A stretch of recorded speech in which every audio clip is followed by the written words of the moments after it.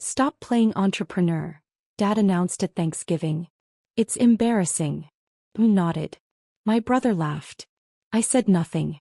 The next morning, Fortune magazine So of the Year cover appeared. My face.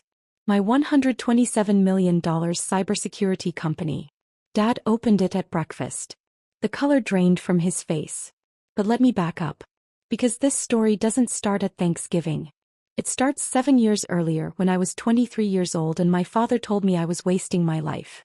My brother Marcus was everything my parents wanted. Harvard MBA at 25.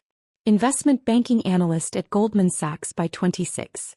Engaged to a lawyer from a good family by 28. He wore $1,000 suits and drove a leased BMW. He had the corner office, the prestigious title, the country club membership. I had a laptop and a dream. Rebecca, honey, when are you going to get serious about your career? Mom asked at Sunday dinner when I was 23. I just quit my third corporate job in 2 years. This time from a mid-level marketing position that made me miserable. I am serious, I said. I'm building something. Dad set down his fork. Building what? You've been building something for 6 months. You're living in a studio apartment. You drive a 10-year-old Honda. Marcus is making real money. Real progress.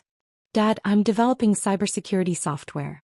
The market is full of people with real credentials, he interrupted. You have a bachelor's degree in communications. What do you know about cybersecurity? I've been teaching myself to code for 3 years. I've been studying. Teaching yourself, Mom repeated, exchanging a look with Dad. Rebecca, that's not how the real world works. You need degrees. Certifications. A proper job.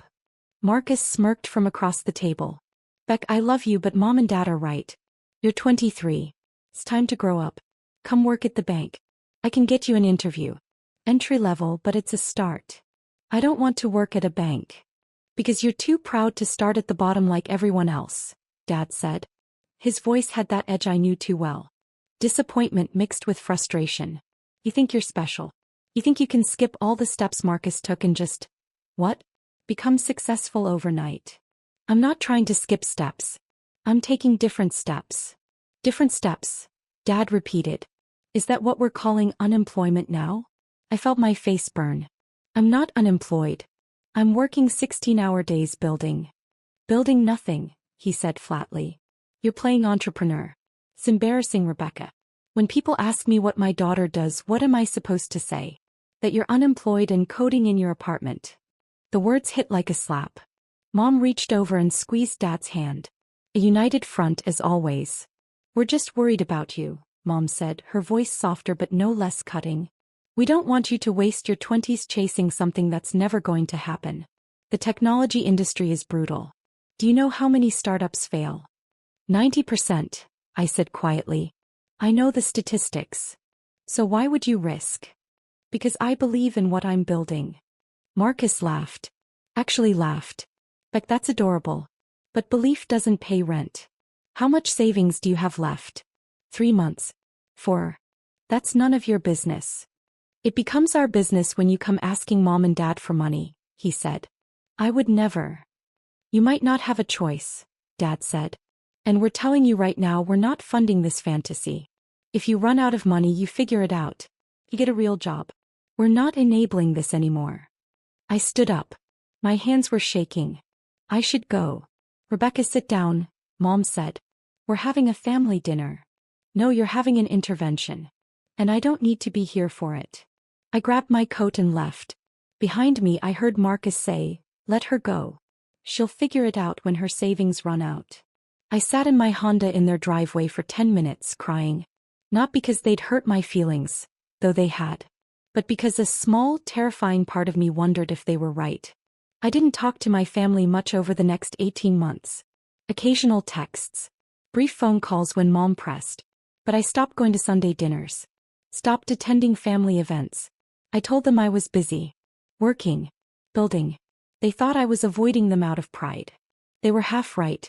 The truth was I was building something extraordinary, and I couldn't risk them sabotaging it with their doubt. My software, Titan Shield, was a next-generation cybersecurity platform that used AI to predict and prevent attacks before they happened. Not reactive security. Proactive protection. I'd spent 3 years researching, coding, testing. I'd burned through my savings. Maxed out 2 credit cards. Lived on ramen and coffee. And then 20 months after that disastrous Sunday dinner, I got my first client. A mid-sized financial services company in Austin. They paid me $180,000 for implementation and a year of service. I cleared my credit cards. Signed a lease on a 1-bedroom apartment in a better neighborhood. Bought business insurance. 6 months later I had 4 clients. Then 12. Then 27. By year 3, I had 140 clients and $8.3 million in revenue. By year 4 I incorporated. Hired my first employees. 6 brilliant engineers I'd met in online coding communities. We worked out of a shared office space in downtown Seattle. We ate pizza at midnight and celebrated every new contract like we'd won the lottery. My parents had no idea. Marcus knew I was still doing my little tech thing. That's what he called it when we spoke twice a year. "How's your little tech thing going, Beck?" "It's going well," I'd say. "Well enough to pay rent?" He'd ask, that condescending tone dripping from every word. Well enough. He didn't ask for details. Neither did Mom or Dad. They decided years ago that my business was a failure and nothing I said would change their minds. So I stopped trying to convince them. I just kept building. By year 5, Titan Shield had 220 clients, $47 million in annual revenue, and 120 employees. We'd moved into our own office building, a renovated warehouse in Seattle's tech corridor with exposed brick, standing desks, and a kitchen that would make most restaurants jealous. I hired a CFO, a Chief Technology Officer, a VP of Sales. I brought on a PR firm to start building our brand presence. I invested in research and development, pouring money into innovation that would keep us 5 years ahead of competitors. And I kept my mouth shut about all of it. My family still thought I was struggling. Still thought I was playing entrepreneur, in some sad, delusional way. And I let them think it. Because by then I'd realized something important. Their doubt had been fuel. Every dismissive comment, every condescending question, every time they compared me to Marcus, it had pushed me to work harder, think smarter, build better. I wasn't hiding my success out of spite. I was protecting it. My chosen family knew everything. My employees knew they were building something revolutionary. My business partners, the venture capital firm that had invested $12 million in year 4, knew we were on track to be worth $500 million within 3 years. The tech journalists who'd started covering us knew Titan Shield was changing the cybersecurity industry. But my parents, they knew nothing. "How's work, honey?" Mom would ask during our quarterly phone calls. "Busy," I'd say. "Lots of projects." "Are you making enough to live on?" "I'm doing fine, Mom. Because if you need help, we can." "I don't need help." Silence. Then, "You don't have to be so proud, Rebecca. There's no shame in asking for support." I'd bite my tongue and change the subject. In September of year 7, I got an email that changed everything. Subject: Fortune Magazine CEO of the Year nomination. "Dear Ms. Chin, on behalf of Fortune Magazine, I'm pleased to inform you that you've been nominated for our annual CEO of the Year award. Your company, Titan Shield, has been recognized for exceptional growth, innovation, and industry impact. We'd like to schedule an interview and photo shoot for our December issue. The awards ceremony will be held in New York City on November 15th. I read the email 3 times. Then I called my CFO David Martinez. "Did you nominate us for something? The Fortune thing?" "Yeah, our PR firm submitted the application back in June. I didn't think we'd actually get nominated. Like, this is huge. Do you know how many CEOs apply for this?" "How many?" "Over 3,000. And they pick 25 finalists. We're in the top 25 tech companies in the country." I sat down. My hands were shaking. "When's the ceremony?" "November 15th. 3 weeks before Thanksgiving." Of course it was.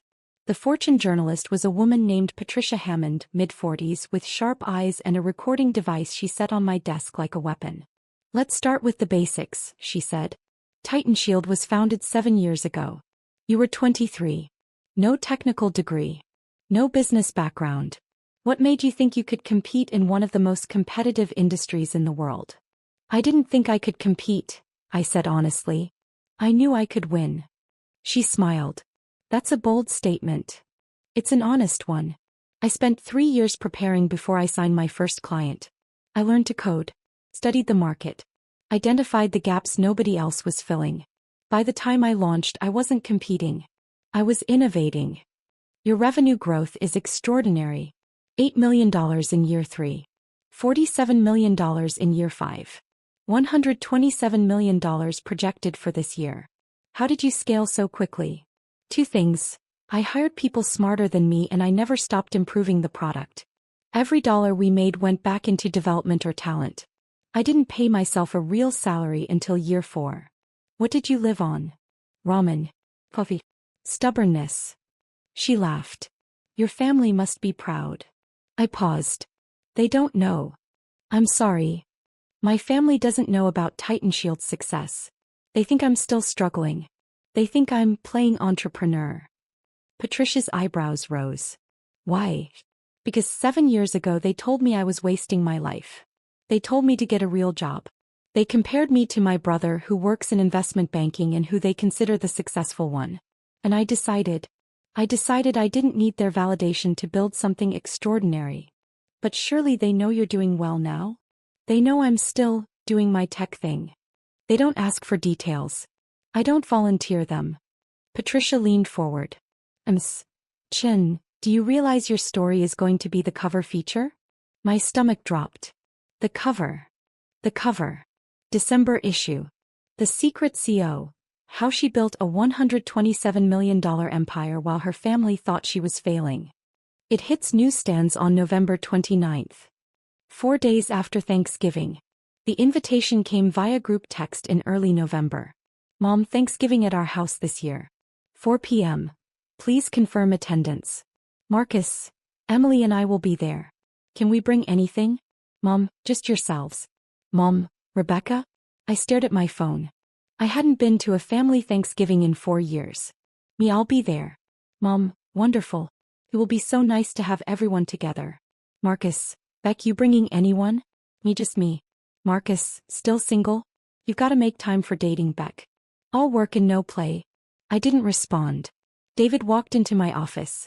You okay? You look like you've seen a ghost. I'm going to Thanksgiving at my parents' house. The parents who don't know you're on the cover of Fortune magazine? Those would be the ones.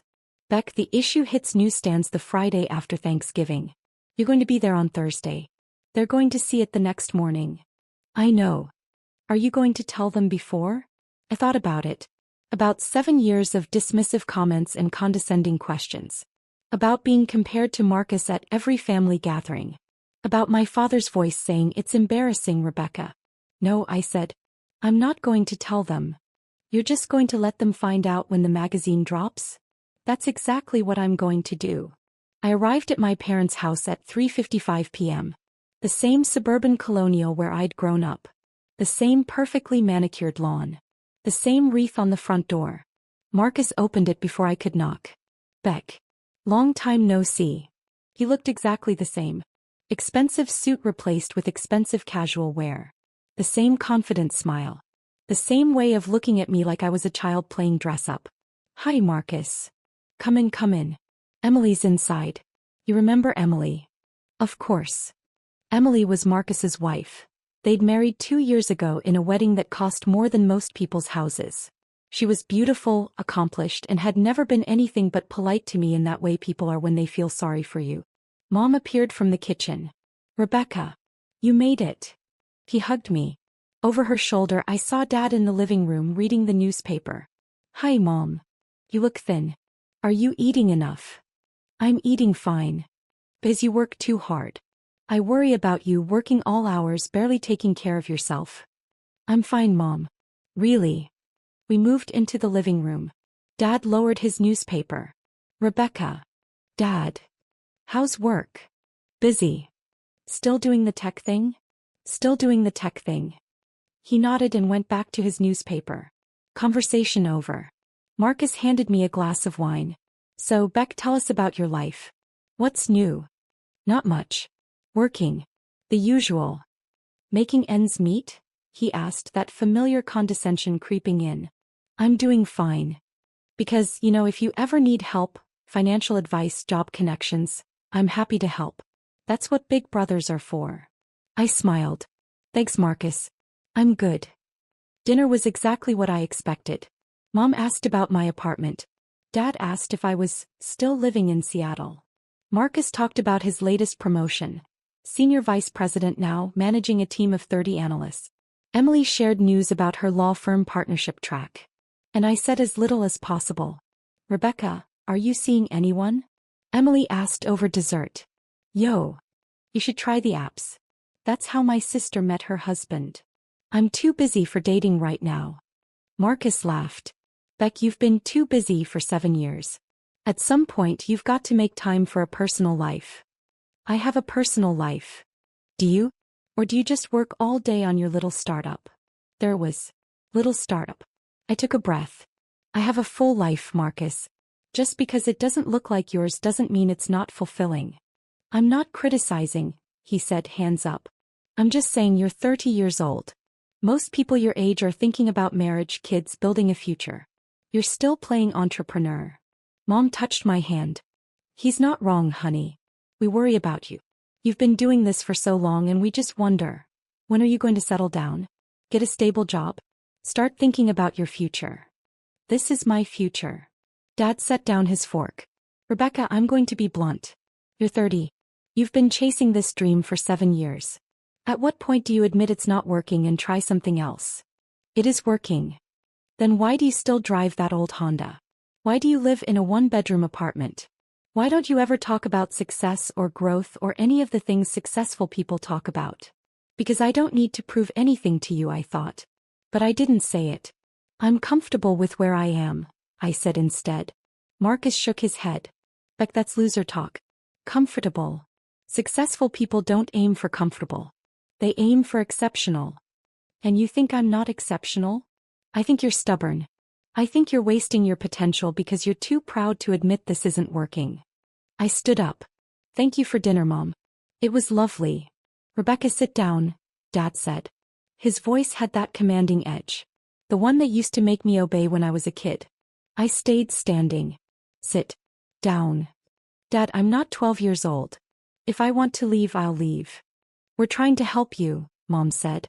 Her eyes were wet. Why are you being so defensive? Because you're not trying to help me. You're trying to convince me I've failed. And I haven't. Haven't you? Dad asked. You're 30. You've spent 7 years on this and you have nothing to show for it. I have everything to show for it. You just can't see it because you've already decided I'm a failure. Then show us, Marcus challenged. Show us the big success. Show us the clients, the revenue, the growth. Prove us wrong, Beck. Almost did. Almost pulled out my phone and showed them the Titan Shield website. The client list. The press coverage. The Forbes email sitting in my inbox. But I didn't. I don't need to prove anything to you, I said quietly. I stopped needing your validation a long time ago. That's what failures say, Marcus said. I grabbed my coat. Goodbye. Rebecca. Mom called, but I was already out the door. I sat in my Honda, my paid-off, perfectly reliable Honda, and breathed. My hands were shaking. Not from anger. From something else. Relief maybe. Or vindication. Because in less than 24 hours they were going to learn the truth. And I wasn't going to be there to see it. I woke up at 6 a.m. on Friday. Couldn't sleep. I made coffee and opened my laptop and pretended to work, but really I was just waiting. The Fortune issue was scheduled to hit newsstands at 7 a.m. At 7:15 my phone started buzzing. David, it's out. Beck, you're on every newsstand in America right now. My PR director, CNN, is calling. So is Bloomberg.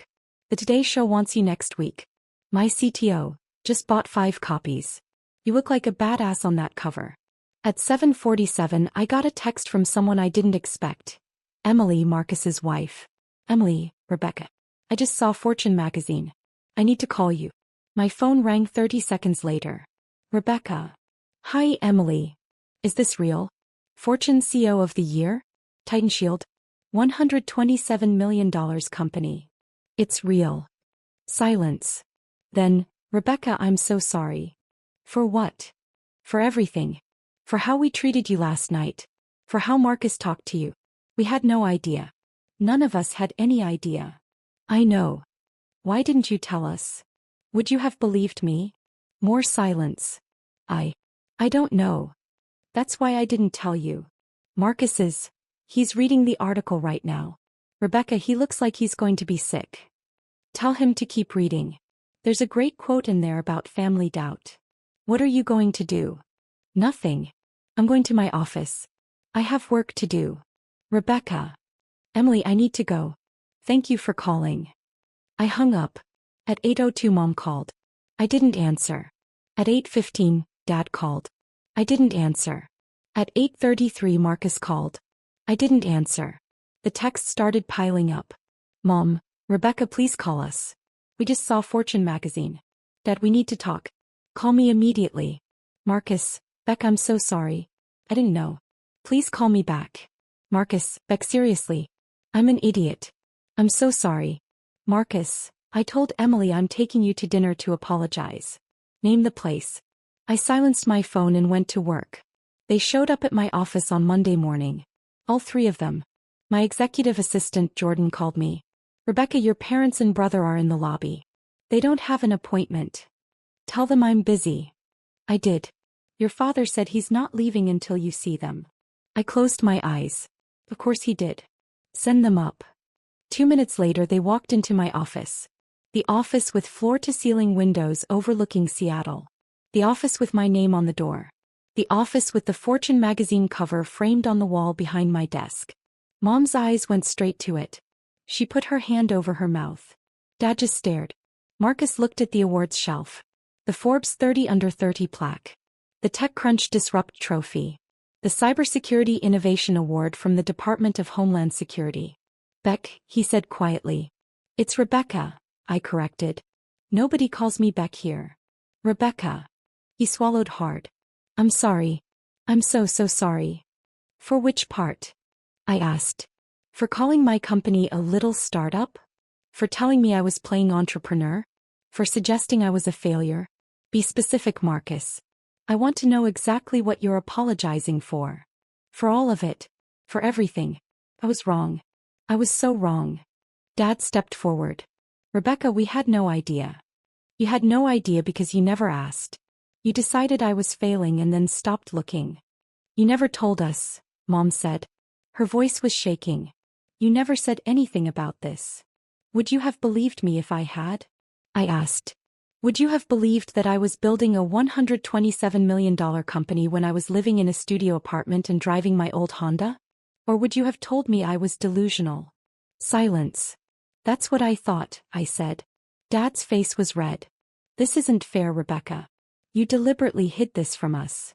I protected it from you, I corrected. There's a difference. Protected it? We're your family. You're the people who told me I was wasting my life.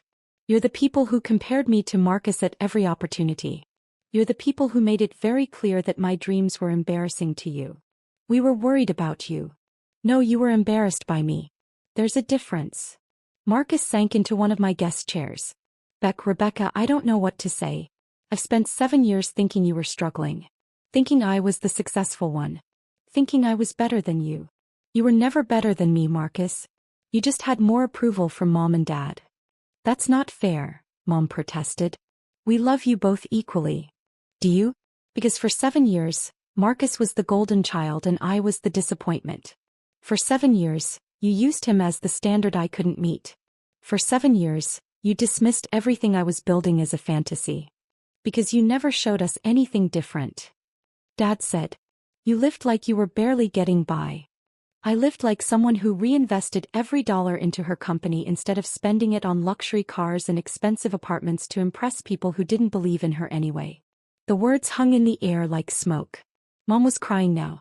Rebecca, please. We made mistakes. We were wrong. But we're here now.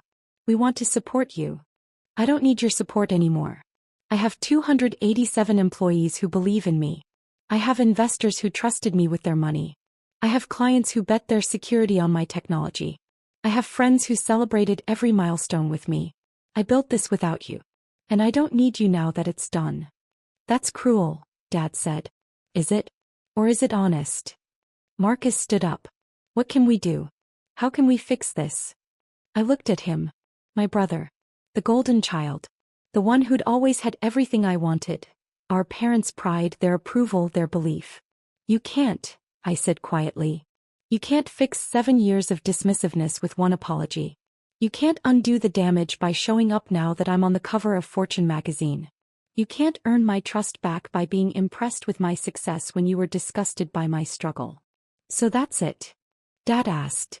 You're just going to cut us out? I'm going to do what I've been doing for 7 years. I'm going to focus on my work, my team, and the people who actually believed in me. You three are welcome to be happy for me from a distance. But you don't get to be part of this.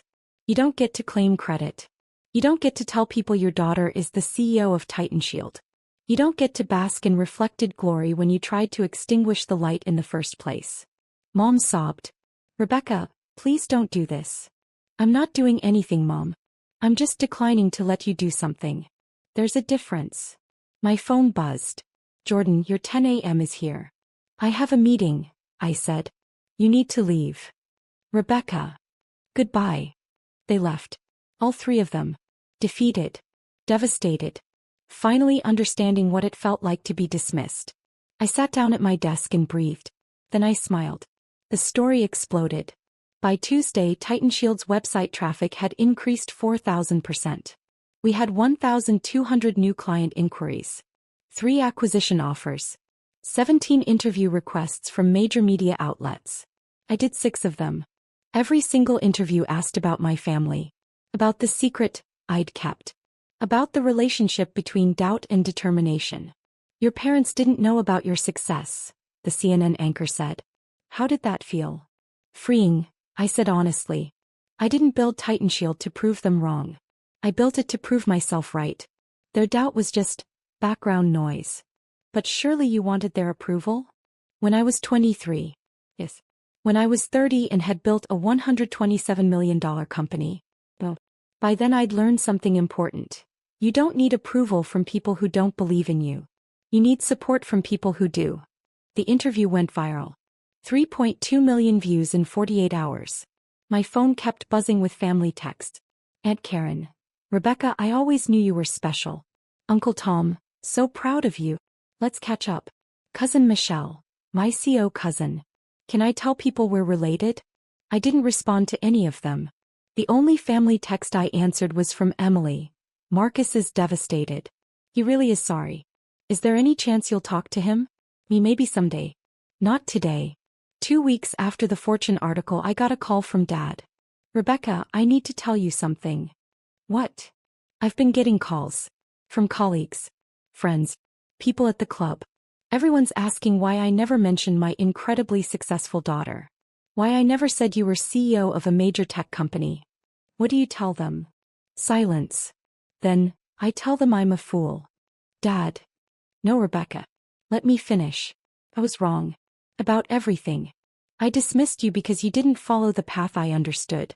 You didn't get an MBA. You didn't climb a corporate ladder. You built something new and I couldn't see it because I was too busy comparing you to what I thought success should look like. Why are you telling me this? Because I need you to know. I'm sorry. I'm truly deeply sorry.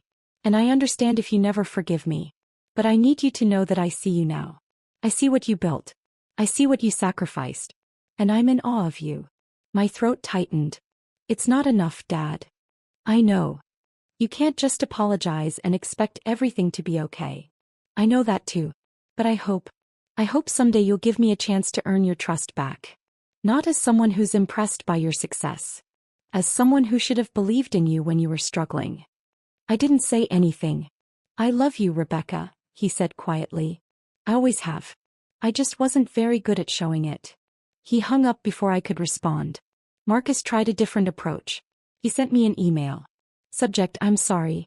Beck, Rebecca. I've started this email 30 times and deleted it 30 times. Nothing sounds right because nothing can sound right. There's no way to apologize for 7 years of being a condescending asshole. But I'm going to try anyway. I was wrong. About everything. I convinced myself that my path was the only path to success. Corporate job. Traditional markers of achievement. I looked at you and saw someone who was refusing to follow the rules and I judged you for it. The truth is I was jealous. You had courage I never did. You bet on yourself. You built something from nothing. You took risks that terrified me. And instead of admiring you for it, I belittled you. I made myself feel better by making you feel small. I'm ashamed of that. I'm ashamed of the person I was at that Thanksgiving dinner. I'm ashamed of every time I called your work your little tech thing. I'm ashamed that it took a Fortune magazine cover for me to realize that you were always the exceptional one. I don't expect forgiveness. I don't deserve it. But I want you to know that I'm working on being better. Emily's been helping me understand where I went wrong. And I'm hoping that someday when you're ready we can talk. Really talk. Not as the golden child and the disappointment. But as equals. Because you're not just my equal, Rebecca. You're my superior. In every way that matters. I love you. I'm sorry. And I'm proud of you. Marcus. I read it 3 times. Then I closed my laptop and went back to work. The award ceremony for Fortune CEO of the Year was held in February at a Manhattan hotel ballroom with crystal chandeliers and a guest list that read like a who's who of American business. I wore a black dress that cost more than my first month's rent 7 years ago. My team was there. David, my CTO, my VP of sales. 20 of us celebrating together. My parents and Marcus were not invited. But they showed up anyway. I saw them as I was walking into the ballroom. Standing by the entrance. Nervous. Out of place in their formal wear, clutching programs like lifelines. Mom saw me first. Rebecca. I stopped. We weren't sure you'd want us here, she said. But we had to come. We had to see you accept this award. How did you even get tickets? This is invitation only. Marcus looked embarrassed. I know someone on the Fortune board. I pulled some strings. If you want us to leave. I don't want you to leave, I said quietly. But I don't want you to be here as my family. Not yet. You haven't earned that. Dad flinched. Rebecca. You can stay. You can watch. But you're not sitting with me. You're not taking photos with me. You're not telling people you're my family. You're spectators. Nothing more. Mom's eyes filled with tears. We understand. Do you? Do you really understand what you cost me? Not money. Not success. But 7 years of having to build alone. 7 years of not having family support. 7 years of wondering if I was delusional because the people who were supposed to believe in me didn't. We're sorry, Marcus whispered. I know. And maybe someday that will be enough. But not tonight. Tonight is for the people who believed in me when I had nothing. Tonight is for my team. Tonight is for the investors who took a risk. Tonight is for me. I walked past them. David caught up to me inside. Was that them? Yeah. You okay? I'm perfect. And I was. When they called my name, Rebecca Chin, TitanShield CEO of the Year, I walked onto that stage with 800 people applauding. I accepted the award from the Fortune editor-in-chief. I gave a 5-minute speech about resilience, innovation, and the importance of believing in yourself when nobody else does. I didn't mention my family. I mentioned my team, my investors, my mentors, the people who'd believed in me when I was nobody. And when I walked off that stage holding that award, I felt something I hadn't felt in 7 years. Complete. My relationship with my family is still complicated. We have dinner once a month now. Awkward, careful dinners where everyone watches what they say. Where Marcus doesn't talk about his job unless I ask. Where Mom doesn't give me advice unless I request it. Where Dad asks about my business like he's talking to a stranger. It's not perfect. Might never be perfect. But it's honest. Emily and I are close now. She apologized so many times I finally told her to stop. You weren't the problem, I said. You were just adjacent to it. Marcus is trying. Really trying. He asks about TitanShield with genuine interest. He's reading about cybersecurity. He's learning to code, to understand your world, he said. He's becoming someone I might actually want as a brother instead of someone I'm obligated to call family. Dad retired early. He told me it was because he realized he'd spent 40 years chasing success and had missed what actually mattered. I don't know if I believe that. But I appreciate the sentiment. Mom cries a lot. At dinners. During phone calls. When she sees articles about me. I'm so proud of you, she says over and over. Like repetition will make up for lost time. It won't. But maybe, eventually it will be enough. TitanShield is now worth $340 million. We have 420 employees. Offices in Seattle, Austin, and Boston. We're expanding internationally. We're innovating faster than our competitors can react. And I'm still driving that Honda. Not because I can't afford better, but because it reminds me where I came from.